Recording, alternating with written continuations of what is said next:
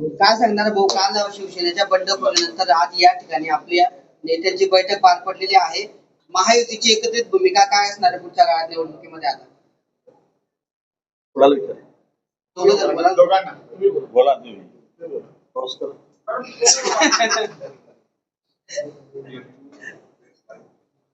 कालच शिवसेनेचे उमेदवार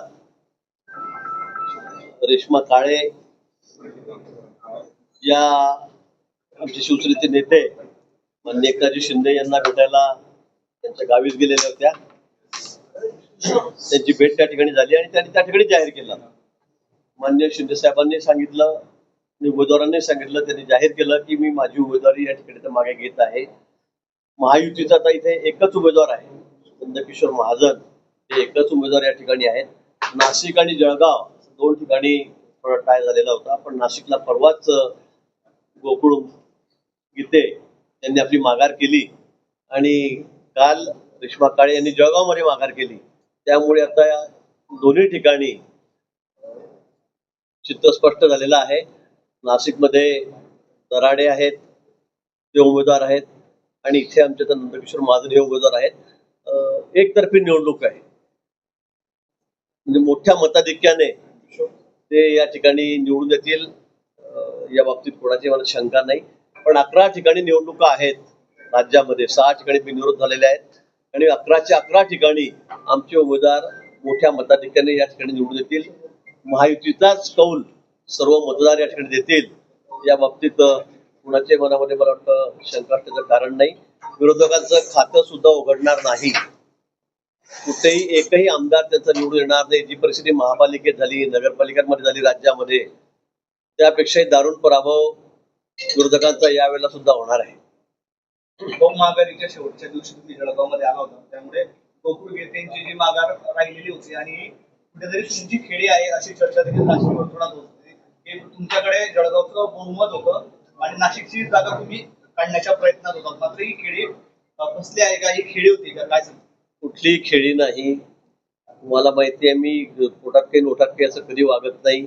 मी मान्य शिंदे साहेबांना शब्द दिला होता की तुम्ही काळजी करू नका, ही माघार होणार म्हणजे होणार, ही जबाबदारी माझी. जसं गीतेंनी सांगितलं होतं की गिरीश भाऊ आमचे नेते आहेत, ते सांगतील ते आम्ही करू. थोडा उशीर लागला, थोडा उशीर नक्की लागला, लवकर व्हायला पाहिजे होतं, पण ते उशिरा झाली माघार. पण आम्ही ती माघार त्या ठिकाणी केली आणि आता तिथं स्पष्ट झालेलं आहे. त्यामुळे खेळीगिळी कुठेही नाही. जळगावला सुद्धा तीच परिस्थिती आहे. नाशिकला विड्रॉल झाल्यानंतर इथे सुद्धा त्या दिवशी जाहीर झालं. माझ्यासोबत उदय सामंत जे होते, दादा भुसे होते नाशिकला, तिथेच आम्ही जाहीर केलं की जळगावची माघार उद्या होईल म्हणून, आणि ती माघार कालच त्या ठिकाणी झालेली. माघार घेतलेली असली तरी नाराजी मात्र आजही त्यांनी मला त्याच्यानंतर आमदारकी गमवावं लागल्याचं कोणालाही असतं. तिकीट नाकारल्यानंतर किंवा उमेदवारी मागे घेतल्यानंतर प्रत्येकाला वाटतं, साहजिक आहे ते असतं. पण त्यांनी महायुतीसाठी मान्य मुख्यमंत्री महोदय मान्य शिंदे साहेबांच्या म्हणण्याला त्यांनी मान दिलेला आहे. आम्ही त्यांची मनधरणी केली आणि खरं आहे तिथे परिस्थिती त्यांना अनुकूल होती, तरी सुद्धा त्यांनी माघार घेतलेली आहे. तर शिल्लक त्यांच्या मनामध्ये असेल, दुःख त्यांना वाटेल, त्याबद्दल काही वाद नाही. पण महायुतीसाठी त्यांनी ती माघार घेतलेली आहे. आता तिथलं चित्र स्पष्ट झालेलं आहे. तिथे आमच्याकडे एकच उमेदवार आहेत नाशिकमध्ये, ते म्हणजे नरेंद्र दराडे. त्यांना सगळे 100% मतं त्यांना मिळतील. खूप दराडेंना त्यांनी पाठिंबा मात्र दिला नाही, माघार घेतली, प्रचार थांबवायचं म्हटलं, पण दराडेंना पाठिंबा सगळ्या यंत्रणांमध्ये कालही बैठक झाली. मी काल संध्याकाळी त्या बैठकीला जाणार होतो. सगळे आमदार त्या ठिकाणी होते, मी घेऊन जाऊ शकलो नाही. पण स्वतः गणेश गीते वगैरे त्या ठिकाणी होते, तेच मार्गदर्शन करत होते. त्यामुळे आता ते सगळे कामाला लागलेले आहेत. आता काय पाठिंबा दिला नाही, म्हटलं नाही, या गोष्टीला कुठे अर्थ नाहीये, काही तथ्य नाहीये. स्वतः ते कालच्या बैठकीमध्ये त्या ठिकाणी संध्याकाळी रात्री हजर होते. त्यामुळे आता तसा कुठलाही नाराजीचा विषय राहिलेला नाही. रेश्मा काळे स्वतः या ठिकाणी आपली भूमिका स्पष्ट करणार होत्या. रेश्मा काळे स्वतः उपचित्रावून भूमिका स्पष्ट करणार होत्या, मात्र त्या या ठिकाणी आज उपस्थित दिसत नाहीये. त्या आपल्याला कल्पना आहे, आपण कालच रात्री दाखवलंय की त्या मान्य शिंदे साहेब त्यांच्या गावी आहेत सातारा जिल्ह्यामध्ये, त्या ठिकाणी त्यांना भेटायला गेलेल्या होत्या आणि तिथूनच त्यांनी आणि मान्य शिंदे साहेबांनी जाहीर केलं की यांची माघार आहे. स्वतः उमेदवारांनी सांगितलं की मी माघार घेत आहे शिंदे साहेबांनी सांगितल्यामुळे. आता काय ते इथे आता प्रवासामध्ये असल्यामुळे ते पोहोचू शकत नाही अजून, त्यामुळे काही त्यात काही गैरसमज करून घडता विषयच नाहीये की त्या का आल्या नाही इथे. त्यांनी स्वतः सांगितलेलं आहे. आपण आपल्या चॅनल सगळ्यांना दाखवलं की त्यांनी जाहीर माघार घेतलेली आहे. राष्ट्रवादीचे कोणी आलेले नाही राष्ट्रवादी आज बैठक शिवसेना सगळे आमदार त्याचे जिल्हाध्यक्ष आणि आमची या ठिकाणी आहे. राष्ट्रवादीची बैठक आपण त्यांच्या कार्यालयामध्ये जाऊन तुम्ही होता त्या दिवशी सगळेच त्या दिवशी पदाधिकारी हजर होते, ती झालेली आहे. आणि उद्या आम्ही सगळेजण या ठिकाणी मोठा मेळावा तुमचे अध्यक्ष रवींद्र चव्हाण त्या ठिकाणी येत आहेत, गुलाब भाऊ त्या ठिकाणी आहेत, मी आहे, सावकर असतील मंत्री आणि सगळे आमचे आमदार खासदार आम्ही सगळे त्या ठिकाणी आहोत. त्यामुळे मला असं वाटतं की हा काही तर विषय आले नाही, हे नाही ते नाही. कारण आजची जी मिटिंग आहे ती फक्त यांच्या उमेदवाराची माघारी घ्यायची होती, त्या संदर्भात होती. आणि म्हणून शिवसेनेचे नेते या ठिकाणी आलेले आहेत, 100% कोण या ठिकाणी आहे.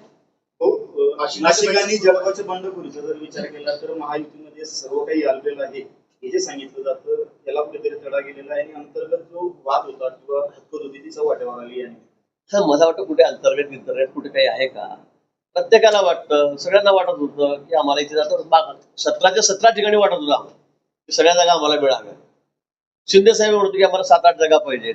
राष्ट्रवादी काँग्रेस म्हणतो 5 जागा आम्हाला पाहिजे. शेवटी वाटाघाटी झाल्या, समन्वयाने झाल्या. 4 जागा मान्य शिंदे साहेबांना मिळाल्यात, 2 जागा राष्ट्रवादीला मिळाल्यात आणि 11 जागा आम्ही लढलो. आता कुठे वाद राहिला? 2 ठिकाणी थोडं असं झालं की त्या ठिकाणी ते फॉर्म मागे घेतले गेले नाही वेळेवर, नॉट रिचेबल झाले उमेदवार, त्यामुळे ते राहून गेले होते. आता त्यांनी जाहीर माघार घेतलेली आहे. आता तुम्हाला कुठे त्याच्यामध्ये काही मनोमनी दिसतंय का आमच्यात वाद दिसतंय असं कुठे नाहीये. नाशिकमध्ये जे आहे सगळं प्रेमात चाललंय. तुम्हाला का दुसरं काय, तुम्हाला काही शंका आहे का? सगळं प्रेमातच चाललेलं आहे ना. हो, पण साताऱ्यामध्ये शंभूराज देसाईंची नाराजी काय म्हणजे आज बोलले की येऊ नको तर कुठल्या गाडीत बसू अशी त्यांनी व्यक्त केली आहे.